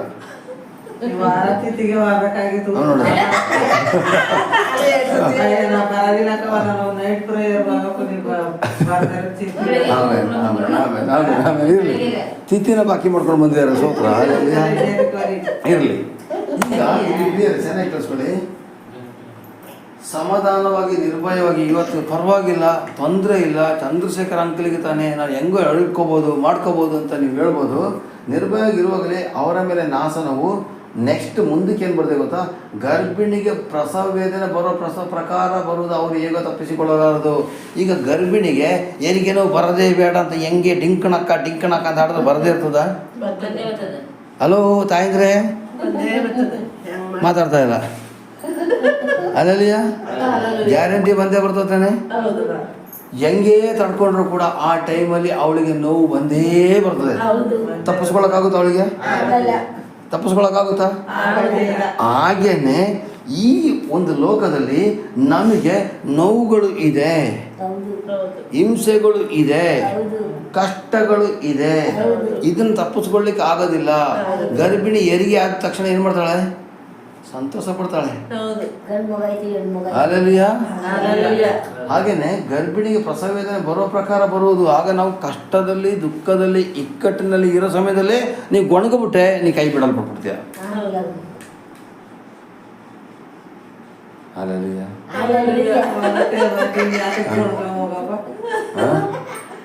ಪ್ರಸವ ವೇದನೆ ಬರೋ ಪ್ರಕಾರ ಬರುವುದು ಆಯ್ತಾ? ಹೇಗೆ ತಪ್ಪಿಸಿಕೊಳ್ಳ? ಆದ್ದರಿಂದ ಸಹೋದರರೇ, ಆ ದಿನವು ಕಳ್ಳನಂತೆ ನಿಮ್ಮ ಮೇಲೆ ಬರತಕ್ಕದ್ದಲ್ಲ. ಯಾವ ಥರ ಬರ್ತಂತೆ? ಕಳ್ಳನಂತೆ ಬರ್ತದೆ. ನೀವು ಕತ್ತಲೆಯವರಲ್ಲ,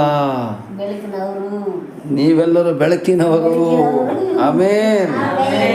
ನೀವು ಹಗಲಿನವರಾಗಿದ್ದರಷ್ಟೇ, ರಾತ್ರಿಯವರಲ್ಲ, ಕತ್ತಲೆಯವರು ಅಲ್ಲ. ಹಾಗಾದರೆ ಕತ್ತಲೆಯವರು ಮತ್ತು ಬೆಳಕಿನವರಿಗೆ ವ್ಯತ್ಯಾಸ ಎಂದರೆ, ಕತ್ತಲೆಯವರು ಯೇಸು ಕ್ರಿಸ್ತನನ್ನು ಅಂಗೀಕರಿಸದೆ ಇನ್ನೂ ಲೋಕದ ರೀತಿಯಲ್ಲಿ ಹೆಂಡ ಕುಡ್ಕೊಂಡು, ಬೀಡಿ ಸಿಗರೇಟ್ ಸೇದ್ಕೊಂಡು, ಮೋಸ, ವ್ಯಭಿಚಾರ, ಜಗಳ, ಕದನ, ರಾಜಕೀಯ ಮಾಡ್ಕೊಂಡಿರ್ತಾರೆ ನೋಡಿ, ಅವರು ಕತ್ತಲೆ ಲೋಕದವ್ರು ಪ್ರಿಯರೇ. ಏಸಪ್ಪ ನಿನ್ನ ನಾಮ ಪ್ರಕಾರ ನಾ ಸತ್ಯದಲ್ಲಿ ನಡಿತೀನಿ, ನಾ ಪ್ರೀತಿಯಲ್ಲಿ ನಡಿತೀನಿ, ಪರಿಶುದ್ಧತೆಯಲ್ಲಿ ನಡಿತೀನಿ, ತ್ಯಾಗಮಯವಾಗಿ ನಡಿತೀನಿ. ನನ್ನ ಜೀವಮಾನವನ್ನು ನಾನು ನಿನಗಾಗಿ ಮುಡಿಪಾಗಿರ್ತೀನಿ ಸ್ವಾಮಿ. ನಾನು ಯಾವತ್ತೂ ಸತ್ಯ ಬಿಟ್ಟು ನಡೆಯೋದಿಲ್ಲ ಸ್ವಾಮಿ. ಅನ್ಯಾಯದಲ್ಲಿ ನಾನು ಹೋಗೋದಿಲ್ಲ ಸ್ವಾಮಿ. ಸತ್ಯವೇ ನನಗೆ ಬೇಕು ಸ್ವಾಮಿ. ನಿನ್ನ ವಾಕ್ಯದ ಆಧಾರ ಪ್ರಕಾರ ನಡಿತೀನಿ ಅಂತ ಯಾರು ಹೇಳ್ತಾರೋ ಅವರು ಬೆಳಕಿನವ್ರ ಪ್ರೇಯರ್, ಮತ್ತೆ ಹಗಲಿನವರಾಗಿದ್ದೀರ. ನಾನು ಈ ನೈಟ್ ಪ್ರೇಯರ್ ಇಡ್ಲಿಕ್ಕೆ ಕಾರಣ ಏನು ಗೊತ್ತಾ?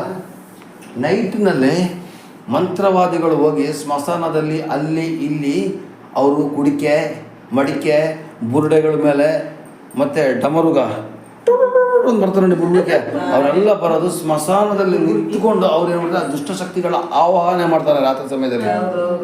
ಮಾಟ ಮಂತ್ರ ಮಾಡೋರು, ಮಂತ್ರವಾದಿಗಳು, ದುಷ್ಟ ಜನಗಳು ಏನು ಮಾಡ್ತಾಯಿದ್ದಾರೆ, ರಾತ್ರಿಯ ಸಮಯದಲ್ಲಿ ಆ ದುಷ್ಟಶಕ್ತಿಗಳನ್ನು ಆಹ್ವಾನ ಮಾಡಿ ಅಲ್ಲಿಂದ ಅದನ್ನು ತಂದು ಹೊರಗಡೆಗೆ ಮುಗ್ಧ ಜನಗಳಿಗೆ ದುಡ್ಡಿಗೆ ಮಾರಾಟ ಮಾಡಿಬಿಡ್ತಾರೆ. ಈಗ ನಾವು ಈ ರಾತ್ರಿ ಸಮಯದಲ್ಲಿ ಪ್ರಾರ್ಥನೆ ಮಾಡಿದ್ರೆ ಅಂಥ ದುಷ್ಟ ಶಕ್ತಿಗಳನ್ನು ಅಡಗಿಸ್ಬೋದು ಪ್ರಿಯರೇ. ಯಾಕಂದ್ರೆ ನಾವು ಬೆಳಕಿನವರು. ನಾನು ಹೇಳ್ತೀನಿ ಪ್ರಿಯರೇ, ಒಂದು ಕತ್ತಲೆ ರೂಮಲ್ಲಿ ಒಂದು ಚಿಕ್ಕದಾಗಿ ಲೈಟ್ ಹಾಕಿದಾಗ ಏನಾಗ್ತದೆ? ಕತ್ತಲೆಯಲ್ಲಿ ಇರ್ತದೆ, ಇರೋದಿಲ್ಲ. ಅಲ್ಲೆಲ್ಲಿಯ ಹಾಗೇನೆ ನಾವು ಚಿಕ್ಕ ಬೆಳಕಾಗಿದ್ರು ಸಾಕು ಎಂಥ ದೊಡ್ಡ ಕತ್ತಲೆಯನ್ನು ಓಡಿಸ್ಬೋದು. ಅದಕ್ಕೇನೆ ಸ್ವಾಮಿ ಹೇಳ್ತಾರೆ, ನೀನು ಸಿದ್ಧನಾಗು, ಇನ್ನು ಕತ್ತಲೆಯಿಂದ ಇನ್ನು ಹೊರಗಡೆ ಬಾ ಅಂದರೆ ಪ್ರಪಂಚದ ಕಾರ್ಯಗಳಿಂದ ಹೊರಗಡೆ ಬಾ. ಆಗಲೇ ಲೂಕ 20 ಏನು ಬರೀತು? ಪ್ರಪಂಚದ ಕಾರ್ಯಗಳಿಂದ ಭಾರವಾಗಿರಲಾಗಿ.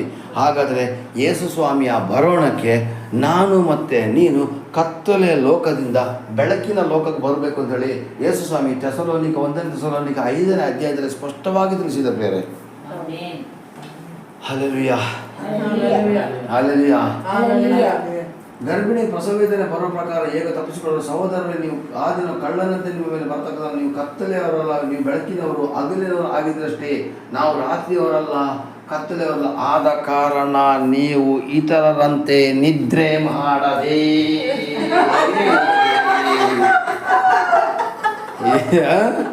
ರೂಮಲ್ಲಿ ಬಿದ್ಕೊಂಡಿದ್ದಾರೆ ನೋಡಿ, ಆಕೆ ಕೇಳೋದನ್ನೇ ಕೇಳಿ. ಅಲ್ಲಿ ಏನು ಬರ್ದಿದೆ? ನಿದ್ರೆ ಮಾಡದೆ.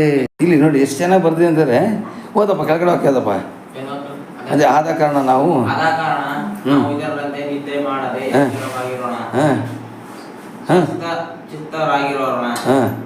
ನಿದ್ದೆ ಮಾಡುವವರು ರಾತ್ರಿಯಲ್ಲಿ ನಿದ್ದೆ ಮಾಡುತ್ತಾರೆ,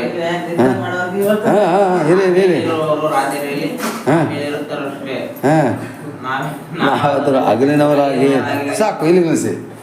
ಈಗ ಇಲ್ಲಿ ಸ್ವಾಮಿ ಹೇಳ್ತಾರೆ, ಹಲೋ, ನಿದ್ರೆ ಮಾಡದೇ ಎಚ್ಚರವಾಗಿರಿದರೆ ಏನರ್ಥ ಗೊತ್ತಾ? ನಿಮ್ಮ ದೇಹ ನಿದ್ರೆ ಮಾಡ್ತಿದ್ರು ಕೂಡ ನಿಮ್ಮ ಆತ್ಮ ಪರಲೋಕದ ತಂದೆಯ ಬರೋಣಕ್ಕೋಸ್ಕರ ಸಿದ್ಧಾಗಿರ್ತದೆ. ಮೆಲ್ಲ ಮೆಲ್ಲ ಮೆಲ್ಲ ನೈಟ್ ಮೆಲ್ಲ ಮೆಲ್ಲ ಆಮೇಲೆ ಮೆಲ್ಲ ಚಪ್ಪಾಳೆ. ನೈಟ್ ಯಾಕೋತ ಪಕ್ಕದಲ್ಲಿ ಮನೆಗಳಿದೆ, ಅದಕ್ಕೋಸ್ಕರ ನೈಟ್ ಮೆಲ್ಲ ಆಮೇಲೆ ಮೆಲ್ಲ ಚಪ್ಪಾಳೆ ಆಯ್ತಾ? ಇರಲಿ. Praise Lord. ಈಗ ಇಲ್ಲಿ ದೇವರು ಹಾಕಿದ್ರೆ ಬರುತ್ತೆ, ನಿಮ್ಮ ದೇಹ ನಿದ್ರೆ ಮಾಡ್ಬೋದು, ಸುಸ್ತು ಸಂಕಟಗಳಿಂದ ನಿದ್ರೆ ಮಾಡ್ಬೋದು, ಆದರೆ ನಿಮ್ಮ ಆತ್ಮ ಪರಲೋಕದ ತಂದೆಯ ಆ ಯೇಸು ಕ್ರಿಸ್ತನ ಬರೋಣವನ್ನೇ ಕಾಯ್ತಾ ಇರಬೇಕು. ಯಾಕೆಂದರೆ ಯೇಸು ಸ್ವಾಮಿ ಹೇಳಿದ್ದಾರೆ, ನಾನು ಬರೋದು ನನಗೂ ಗೊತ್ತಿಲ್ಲ, ದೂತರಿಗೂ ಗೊತ್ತಿಲ್ಲ, ಪರಲೋಕ ತಂದೆಗೆ ಮಾತ್ರ ಗೊತ್ತಿದೆ ಅಂತೇಳಿ. ಯಾವ ಸಮಯದಲ್ಲಿ ಬರ್ತಾರೋ ಆ ಸಮಯದಲ್ಲಿ ಬರಲಿಕ್ಕೆ ನಿನ್ನ ಆತ್ಮ ನಿದ್ರೆ ಮಾಡೋದನ್ನೇ ಕಾಯ್ತಾ ಇರಬೇಕು ಪ್ರಿಯರೇ. ಇವತ್ತು ಸುಮಾರು ಜನದು ದೇಹನೂ ನಿದ್ರೆ ಮಾಡ್ತಿದೆ, ಆತ್ಮನೂ ನಿದ್ರೆ ಮಾಡ್ತಾ ಇದೆ. Hallelujah, hallelujah, praise Lord, hallelujah. ಹಾಗಾದ್ರೆ ನಿದ್ರೆ ಮಾಡೋರು ರಾತ್ರಿಯಲ್ಲಿ ನಿದ್ರೆ ಮಾಡ್ತಾರೆ, ಅಮಲಿರು ರಾತ್ರಿಯಲ್ಲಿ ಅಮಲಿರ್ತಾರೆ. ನಾವಾದ್ರೂ ಹಗಲಿನವರಾಗಿ. ಹಾಗಾದ್ರೆ ನಾವು ಯಾರು ಗೊತ್ತಾ? ಬೆಳಕಿನವರು, ನಾವು ಹಗಲಿನವರು. ನಮ್ಮ ಒಳಗಡೆ ಯೇಸು ಕ್ರಿಸ್ತನ ಬೆಳಕಿದೆ. ಆ ಬೆಳಕು ಯಾವತ್ತೂ ಆರೋದಿಲ್ಲ. ಯಾವ ಕತ್ತಲೆಯಲ್ಲಿ ಹೋದ್ರೂ ಕೂಡ ನೀನು ಪ್ರಕಾಶಗೊಳ್ತೀಯ. ನೀನು ಕೆಲಸ ಮಾಡೋ ಜಾಗದಲ್ಲಿ ಬೆಳಗಬೇಕು, ನಿನ್ನ ಮನೆಯ ಕುಟುಂಬದಲ್ಲಿ ಸಾಕ್ಷಿಯಾಗಿ ನೀನು ಬೆಳಗಬೇಕು, ನಿನ್ನ ಊರಿನಲ್ಲಿ ಒಳ್ಳೆಯವಳು ಅಂತೇಳಿ ನೀನು ಯೇಸು ಕ್ರಿಸ್ತನ ಮಗಳು ಅಂತ ಬೆಳಗಬೇಕು.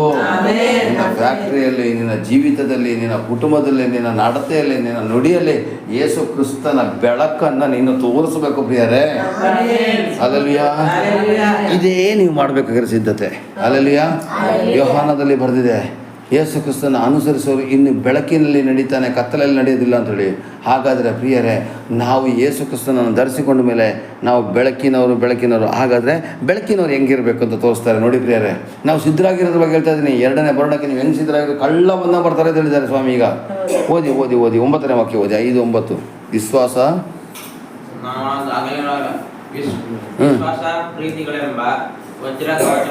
ವಿಶ್ವಾಸ ಮತ್ತು ಪ್ರೀತಿ ಎಂಬುದು ವಜ್ರ ಕವಚನ ಹಾಕಬೇಕಂತ ಪ್ರಿಯರೇ. ಇವಾಗ ಪ್ರೀತಿ ಹೆಂಗಿದೆ ಗೊತ್ತಾ?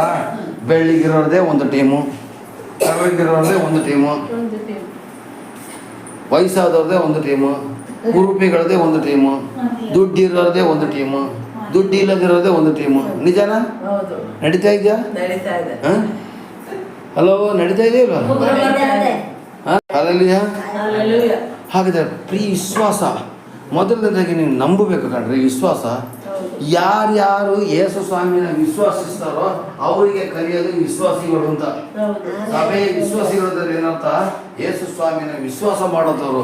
ಮತ್ತೆ ಪ್ರೀತಿ ಎಂಬ ವಜ್ರ ಕವಚ, ಬರೀ ಸಾಧಾರಣ ಕಬ್ಬಿಣದ ಕವಚ ಅಲ್ಲ, ತಗಡದ ಕವಚ ಅಲ್ಲ, ವಜ್ರದ ಕವಚ ಅಂತೆ. ಯಾವ ಥರ ಪ್ರೀತಿ ಹೆಂಗಿರ್ಬೇಕು ಗೊತ್ತಾ? ಒಬ್ಬರನ್ನ ತಾರತಮ್ಯ ಮಾಡ್ದೇ, ಕುರುಪಿ ಆಗಿರಲಿ, ಶ್ರೀಮಂತನೇ ಆಗಿರಲಿ, ಬಡವನೇ ಆಗಿರಲಿ, ನಾವು ಪ್ರೀತಿ ಮಾಡ್ಬೇಕು ಪ್ರಿಯರೇ. ನೀವು ಪ್ರೀತಿ ಮಾಡಿದ್ರೆ ಮಾತ್ರ ಪರಲೋಕ ರಾಜ್ಯದವರಾಗ್ತೀರಾ.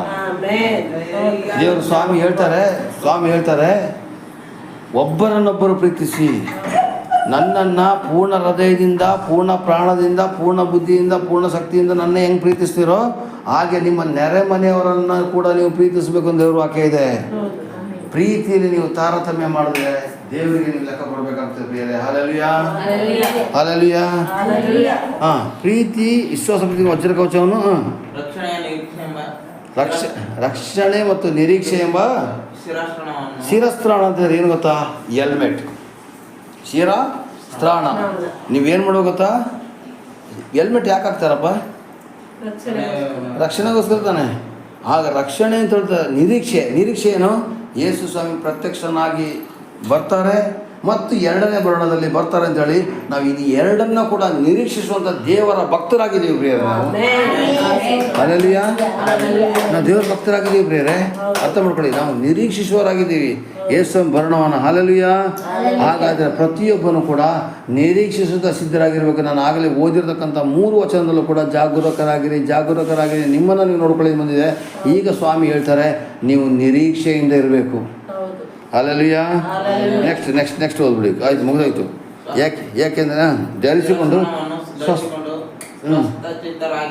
ಲೂಸ್ಗಳ ಥರ ಇರೋದೇ ಒಂದೇ ಮನಸ್ಸಲ್ಲಿ ಇರೋಣ. ನೆಕ್ಸ್ಟ್, ಏಕೆಂದರೆ ದೇವರು ನಮ್ಮನ್ನು ತನ್ನ ಕೋಪಕ್ಕೆ ಗುರಿಯಾಗಬೇಕೆಂದು ನೇಮಿಸದೆ ನಾವು ನಮ್ಮ ಕರ್ತನಾದ ಯೇಸು ಕ್ರಿಸ್ತನ ಮೂಲಕವಾಗಿ ರಕ್ಷಣೆಯನ್ನು ಸಂಪಾದಿಸಿಕೊಳ್ಳಬೇಕೆಂದು ನೇಮಿಸಿದನು. ಈಗ ನೋಡಿ, ನಮ್ಮನ್ನು ದೇವರು ಏನಕ್ಕೆ ನೇಮಕ ಮಾಡಿದರೆ ದೇವರ ಕೋಪಕ್ಕೆ ಗುರಿಯಾಗಬಾರ್ದು ಅಂತ ನೇಮಕ ಮಾಡಿದ್ದಾರೆ. ಹಾಗಾದರೆ ನಾವು ಇವತ್ತು ದೇವರ ಕೋಪಕ್ಕೆ ಗುರಿಯಾಗುವಂಥ ಎಷ್ಟು ಕೆಟ್ಟ ಕಾರ್ಯಗಳನ್ನ ಮಾಡ್ತಾ ಇದ್ದೀವಪ್ಪ, ಎಷ್ಟು ತಪ್ಪಾದ ಕಾರ್ಯಗಳನ್ನ ಮಾಡ್ತಾ ಇದ್ದೀವಿ ನಿಂಗರಾಜು, ಎಷ್ಟು ತಪ್ಪಾದ ಕಾರ್ಯಗಳನ್ನ ಮಾಡ್ತಾ ಇದ್ದೀವಿ. ಹಲ್ಲೆಲೂಯಾ.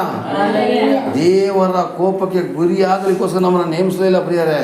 ಹಾಗಾದರೆ ನಾವು ದೇವರಿಗೆ ಕೋಪ ಬರುವಂಥ ಕಾರ್ಯಗಳನ್ನ ನಾವು ಮಾಡೋದು ಬೇಡ ಪ್ರಿಯರೇ. ನಾವು ಇವತ್ತಿಂದ ನಮ್ಮನ್ನು ನಾವು ತಗ್ಗಿಸ್ಕೊಳ್ಳಿ ಪ್ರಯತ್ನ ಮಾಡೋಣ. ನಿನ್ನ ಹೆಂಡತಿ ನಿನ್ನ ಬೇಡದಿರೋ ಮಾತಾಡ್ಬೋದು, ನಿನ್ನ ಗಂಡ ನಿನ್ನ ಬಗ್ಗೆ ಬೇಡದಿರೋ ಮಾತಾಡ್ಬೋದು, ನಿನ್ನ ಮಕ್ಕಳೇ ನಿನ್ನ ಬಗ್ಗೆ ಬೇಡದಿರೋ ಮಾತಾಡ್ಬೋದು, ಅಕ್ಕಪಕ್ಕದ ಜನಗಳೇ ನಿನ್ನ ಬಗ್ಗೆ ಬೇಡದಿರೋ ಮಾತಾಡ್ಬೋದು. ಆದರೆ ನಿನಗೆ ಗೊತ್ತಿರಬೇಕು ನೀನು ಯಾರು, ನೀನು ಎಷ್ಟು ಪರಿಶುದ್ಧರು ಅಂತ ಗೊತ್ತಿರಬೇಕು. ಹಲ್ಲೆಲೂಯಾ. ನಿಮಗೆ ಇವ್ರ ಕೈಯಿಂದ ಸರ್ಟಿಫಿಕೇಟ್ ಬೇಕಾಗಿಲ್ಲ. ನನ್ನ ಸ್ವಾಮಿ ನಿನಗೆ ಸರ್ಟಿಫಿಕೇಟ್ ಕೊಟ್ಟರೆ ಸಾಕು. ನೀವು ಜನಗಳ ಕೋಪ ಎಬ್ಬಿಸ್ಕೊಂಡ್ರು ಸ್ವರ್ಗಕ್ಕೆ ಬರ್ಬೋದು, ಆದರೆ ಸೈತಾನನ ಕೈಯಿಂದ ಕೋಪಕ್ಕೆ ಎಬ್ಬಿಸ್ಕೊಂಡ್ರು ಸ್ವರ್ಗಕ್ಕೆ ಹೋಗ್ಬೋದು. ಆದರೆ ದೇವರೇ ಕೋಪ ಮಾಡ್ಕೊಂಡ್ಬಿಟ್ರೆ ಸ್ವರ್ಗಕ್ಕೆ ಹೋಗೋದಿಲ್ಲ. Hallelujah, praise the Lord, hallelujah. ನೋಡಿ, ದೇವರ ಕೋಪಕ್ಕೆ ನೇಮಿಸಿದ ಕ್ರಿಸ್ತನ ಮೂಲಕವಾಗಿ ರಕ್ಷಣೆಯನ್ನು ಸಂಪಾದಿಸಿಕೊಳ್ಳಬೇಕು ನೇಮಿಸಿದನು. ನಾವು ಎಚ್ಚರವಾಗಿದ್ದರೂ ಸರಿಯೇ, ನಿದ್ರೆಯಲ್ಲಿದ್ದರೂ ಸರಿಯೇ, ತನ್ನ ಜೊತೆಯಲ್ಲಿಯೇ ಜೀವಿಸಬೇಕೆಂದು ಆತನು ನಮಗೋಸ್ಕರ ಸತ್ತನು. ಈಗ ಈ ವಾಕ್ಯ ನಾನು ವಿವರಿಸೋದಿಲ್ಲ. ಯಾಕೆ ಗೊತ್ತಾ? ಅಲ್ಲಿ ಬರ್ತಿದೆ ಎಚ್ಚರವಾಗಿದ್ದರೂ ಸರಿ, ನಿದ್ರೆಯಲ್ಲಿದ್ದರೂ ಸರಿ, ನನ್ನ ಜೊತೆ ಬದುಕಿಂತೇಳಿ. ಅದಕ್ಕೆ ಸುಮಾರು ಜನ ನಿದ್ರೆ ಮಾಡ್ಕೊಂಡು ಏನು ಮಾಡ್ತಿದ್ದಾರೆ, ಇವತ್ತು ಯೇಸು ಕ್ರಿಸ್ತನ ಜೊತೆ ಇದ್ದಾರೆ.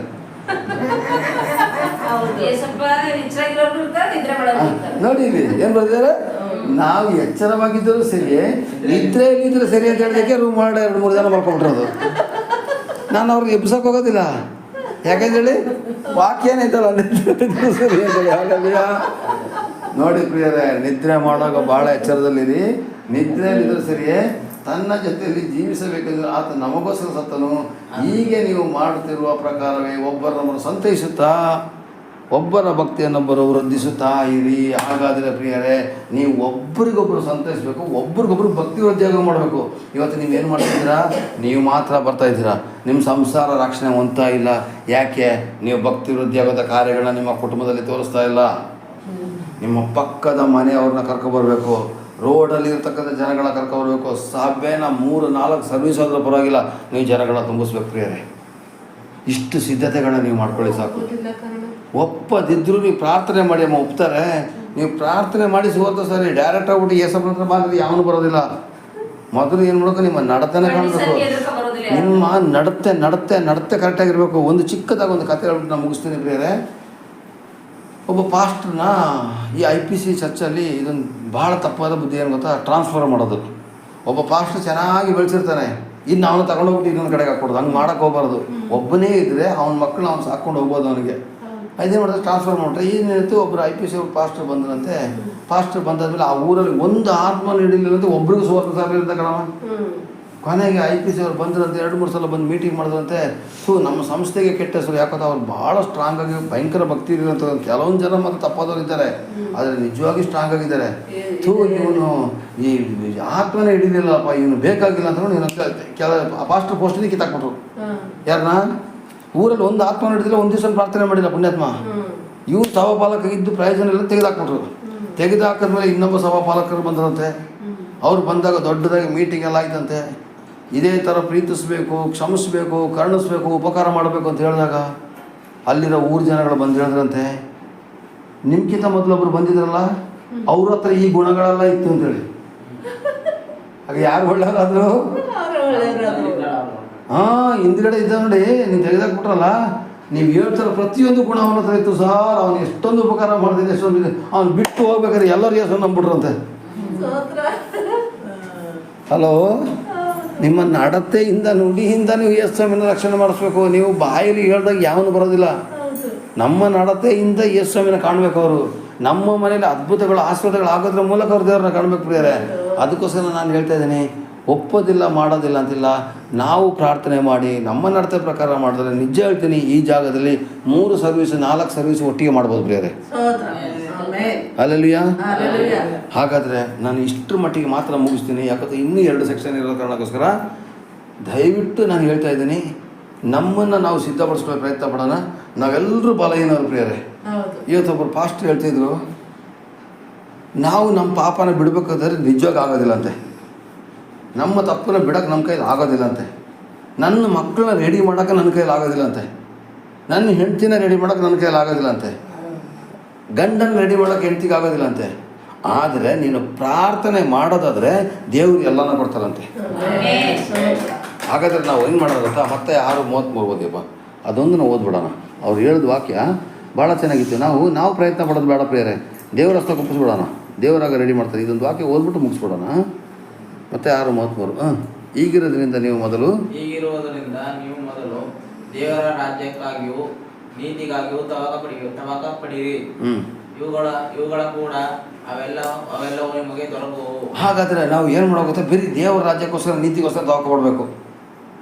ತವಕ ಪಟ್ಟರೆ ನಿಮ್ಮ ಗಂಡನೂ ಸರಿ ಆಗ್ತಾನೆ, ನಿಮ್ಮ ಮಕ್ಕಳು ಸರಿ ಆಗ್ತಾರೆ, ನಿಮ್ಮ ಸೊಸೆನೂ ಸರಿ ಆಗ್ತಾರೆ, ನಿಮ್ಮ ವ್ಯವಹಾರನೂ ಸರಿ ಆಗ್ತದೆ. ಇವತ್ತು ಸುಮಾರು ಜನ ವ್ಯಾಪಾರನೇ ಆಗ್ತಾಯಿಲ್ಲ ಅಂತ ತುಂಬ ಪ್ರಯತ್ನ ಪಟ್ಟು ಏನೇನು ಐಡಿಯಾ ಮಾಡ್ತಾರೆ, ಎಲ್ಲ ಸೋತ್ಕೊಂಡೇ ಬರ್ತಾರೆ. ಯಾಕೆ?